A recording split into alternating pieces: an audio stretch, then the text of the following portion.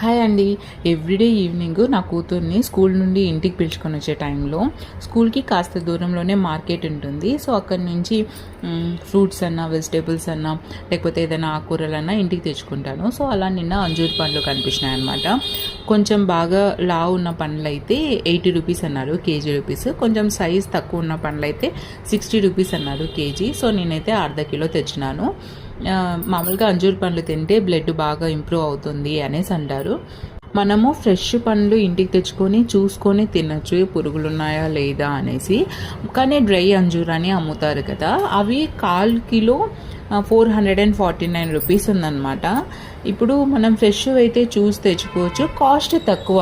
కానీ డ్రై అంజూరు వాళ్ళు ఎలా చేసింటారో, పురుగులు ఉండేటివి చూసినారో లేదో తెలీదు, కడిగినారో లేదో, ఎక్కడ ఆరేసినారో, ఎక్కడ డ్రై చేసినారో, ఎలాంటి ప్లేస్లో, అవన్నీ ఏం తెలీదు. కానీ డ్రై అంజూరే కాస్ట్ ఎక్కువ, ఫ్రెష్గా ఉన్న అంజూరు కాస్ట్ చాలా తక్కువ అనమాట.